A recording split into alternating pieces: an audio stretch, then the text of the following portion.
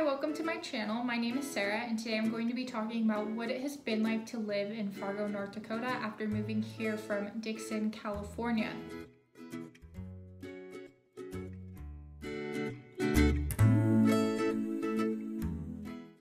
If you don't know already, my husband and we moved to Fargo from California the very beginning of March of 2019. I think we technically left the end of February 2019. But anyways, we had never even been here before. We just moved here. I have some family out here. It was kind of a long story. But we did a vlog, and that vlog has been my most viewed video, which isn't really saying much.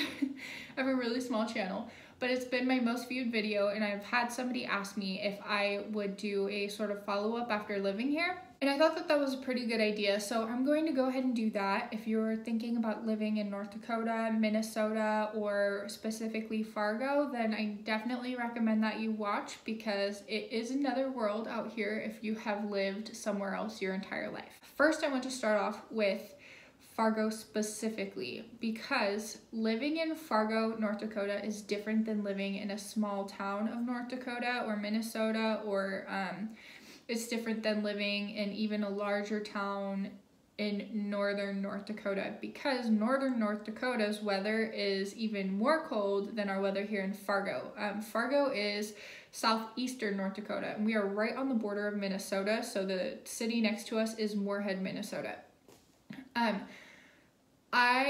If you have options as far as living in North Dakota goes, I definitely recommend Fargo. Obviously, this is the only place in North Dakota that I've lived, but if you're coming from somewhere, especially somewhere like California where there is like a lot of cities and you're not used to snow, definitely if you're not used to snow, I highly recommend living somewhere like Fargo where it's a large city, because the roads are constantly being plowed by snow plows. They're going back and forth every time there's a storm. Whenever the weather gets bad, they're always taking care of the roads. And yes, sometimes it does still, there are days where the roads aren't plowed very well and you get stuck, but it happens. The other thing about Fargo is that it is really spread out. I think there's like 150,000 people in Fargo. You'll have to fact check me. I know it's over 100,000 people in Fargo.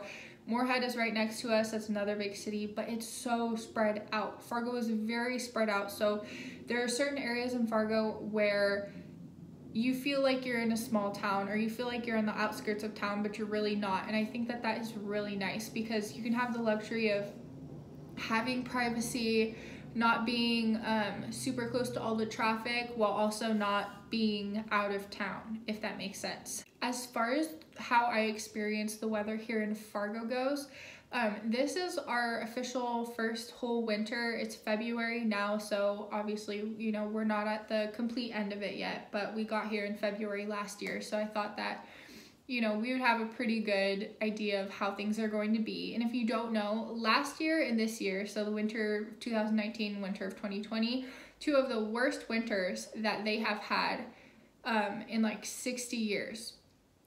So I was expecting it to be pretty bad, and to be perfectly honest, it was not nearly as bad as I expected at all. The actual amount of days that it snows living here is a lot less than I thought it would be. For the most part, there's just snow on the ground. It's not snowing every day. You could also go a couple weeks without it snowing too. I thought that that was pretty interesting, because when I pictured North Dakota, I kind of always imagined the people with the icicles up their nose, it constantly being windy, and you just basically dying every time you step outside. It's really not like that. I would say, when did it start snowing? I don't remember if we got our first snow in October or November, but the snow started sticking finally in November. I will say December and January were fairly gloomy. That's something you have to be aware of when you move out here if you're prone to depression like I am. The weather gets really gloomy. You get basically no sunlight, and that can get kind of hard. It does start to get dark around like 4 o'clock here. I think that's when the sun sets here in the winter, is around 4 o'clock. but even then it seems like a lot earlier sometimes because the sky will just be white. The snow is white, the sky is white, everything will just look white, and that can get a little bit depressing. But I will say that I've been pleasantly surprised because I was told that January and February were the worst months as far as the weather goes here, but February has been really nice. Even the tail end of January, it was mostly just December that was pretty gloomy. I highly recommend you taking vitamin D if you come out here. After a few months of living out here, I would go to the doctors, get a lab just to make sure you're not vitamin D deficient.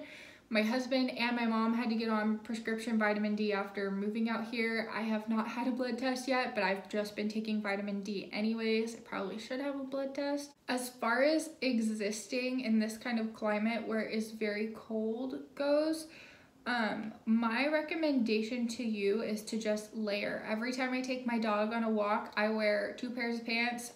Whatever pants I'm wearing, I put sweatpants on over my pants. If I don't, I'm freezing. So that for me is kind of my sweet spot as far as layering goes. I always wear a big coat. I recommend one that covers your bum. You might look ridiculous, you might feel like a potato every time you step outside, but if you're planning on going on a walk or you know you have to be outside for a long time, that's just what you gotta do, otherwise you're just going to be really cold. You can even just wear leggings under your pants. I don't really know what options there are for men. Maybe they have men leggings, super long underwear, I don't know. You probably do if you're a man. Another thing is getting beanies that have a mouth attachment where you kind of look like you're about to rob a place. Those are really nice, especially if you have a dog. You gotta take your dog out. It can get so cold if you're walking around outside on a day where it's really windy. It can be insane. If you are living in a place like an apartment and you know that you will have to walk your dog outside to go to the bathroom, I'm just letting you know, if it's blizzarding or it is like -40 crazy wind chill and you don't want to go outside, just have your dog go on the balcony and you can clean it up right after. It's a lot better than you walking around outside, especially when your dog probably doesn't want to be outside in a blizzard anyways. So that's just kind of my hack for you. The thing is the snow gets really thick anyways, so it's not like your dog's urine is going to like seep through to the place below you. You just shovel off the pee, get a poop bag, scoop up the poop, take it inside. You know, that's just kind of my hack for if you have a dog in a blizzard, because there's no way I'm walking around outside in a blizzard, just saying. Also, another tip, if you are moving here, if you are not planning on moving right into a house, I highly, highly, highly recommend getting an apartment that has underground parking attached to the building. So you don't have to go outside. Your car is, you just go downstairs, car's below the building, and it's really nice. That, or, you know, a place with garages, but sometimes you still have to walk outside to your car.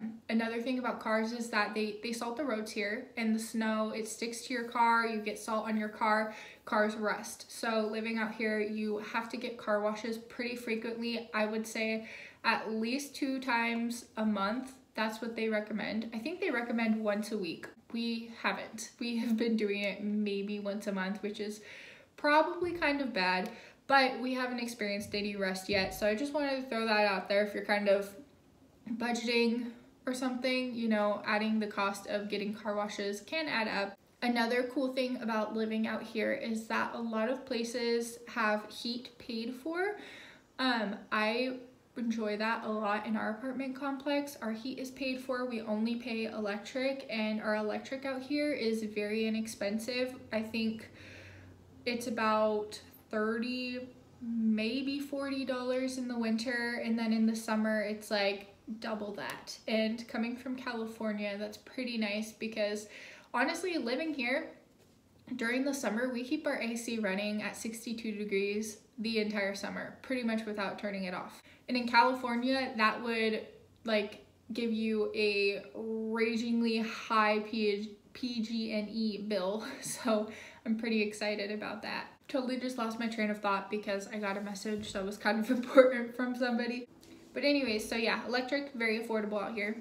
Another thing about Fargo is that there are a lot of doctor's offices, a lot of hospitals. They're all over. It's kind of nice. I have had to do a few different medical things since being out here. If you don't know already, if you're new to the channel, my husband and I are struggling with infertility, so we're having to see a fertility doctor. I also have Meniere's disease, so I'm going to be getting a hearing aid. It's just been kind of a lot. And the thing is that in California, I had been trying to get a diagnosis for my Meniere's disease since I was in early high school. I've had hearing problems my entire life. Moving out here, the difference between doctors and the care that they give you is really insane.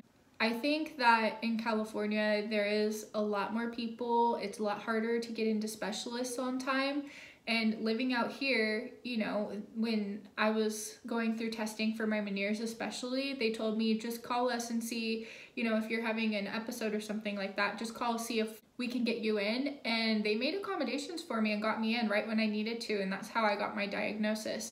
I just thought that that was really awesome. My mom had a similar experience with some issues that she had been going through, and she just had a doctor that was asking her all kinds of questions, didn't brush her off. He was really caring about what she was going through and really helped her out. Medical care is pretty important, so I thought that that would be worth mentioning. If you have never been to North Dakota, here it's very flat, so if that's not something you're used to, I'm used to mountains. It can get a little bit sad, like, oh, I miss all the mountains. But the thing is that it really hasn't been that big of a void in my life. Like, I can travel to see mountains, so it's okay. I totally realized that I skipped over a part when I was talking about the weather, about summer. Yes, summer. This was another thing that was kind of a weird experience for me because I wasn't entirely sure what to expect. And the weather here in spring, summer, and fall is very, very, very different than California, just like winter. After winter ends, everything melts, obviously. It's a whole lot of snow, stuff gets buried under the snow, there's a lot of trash that gets stuck under the snow. It all melts, it turns to mud, and there's like a solid month where it is very ugly here. I hope that doesn't scare you away if that just sounds really horrible, but the thing is that that's just the truth. Everything is muddy, it's slushy, and there's trash everywhere. The trash gets cleaned, the green starts popping through, the ponds show up, it gets really beautiful. In my opinion, spring, summer, and fall are all kind of like spring to me. Just because there are flowers everywhere, somebody pointed out that that's just because of the humidity. I just love it. There's just like fields of flowers, yellow flowers, purple flowers, wildflowers, they're just all over and it's really beautiful. So that's a part of living here that I really enjoy. And the thing is that in the summer, it does get really humid here. It can get pretty hot, but you'll go 4 days of having the weather be in the high 80s or something like that and it feeling hot, maybe in the 90s. And then all of a sudden you get a super awesome wicked thunderstorm just like plowing through, and it's cold and it's just nice air, and not cold like winter cold, it's just like cool, you know, you get a breeze and that will last for a week. So it's like a week on of it being hot, a week off of it being kind of cool outside. It's just really nice. Like, I love the winter. I love the summer, spring, early fall time here a lot. That's probably my favorite part about living here. There are a ton of mosquitoes because of the humidity out here, but as far as bugs go, that's kind of been my only experience. I haven't had spiders in my apartment, haven't had ants. I have seen a cockroach before once around our apartment building. That was a little creepy, but I mean, it could be a lot worse. I could have tarantulas in my bedroom, and I don't, so I'm happy about that. Oh, something else to mention as far as a difference between here and other areas goes. I don't know if it's gonna, you know, pertain to you because I don't know where you're coming here from, but living in California, you don't get those blinking yellow lights at stoplights where you're supposed to yield when you're turning left to oncoming traffic, but you can still go if you want. Here, they have those everywhere. So you're at a stoplight, you're going to turn left, there's a blinking yellow light, and you're just supposed to yield. There's oncoming traffic, you can go if you find an opening. That I thought was really weird. But that's not the only yield light that they have here. They have green yield lights where some of them, it will be a circle green light and then an arrow. And when it's just the circle green light, you're supposed to yield. If it's the arrow, then you have the right of way. So I thought that that was a little bit interesting. Not all of the stoplights like that with the green have signs that say that you have to yield. So that's just something to be aware of. If you're turning left at a stoplight, if you have a green light, make sure that it is, in fact, you have the right of way and that you don't have to yield, because if it looks like the oncoming traffic is not slowing down, there's a good chance that they're just gonna keep on going. Last thing that I figured I would talk about as far as North Dakota goes is that the cost of living out here is significantly less than where I came from. I don't know what it's going to be like for you, but there are studio apartments you can get out here for $300, $400 a month. We chose an apartment that was a little bit more expensive just because of the amenities that it had, and it's the same apartment building that my parents live in, so we thought it would be more convenient. But yes, it's very affordable out here. A lot of jobs are willing to pay fairly well, and the nice thing about living here is that there are so many jobs and not enough people.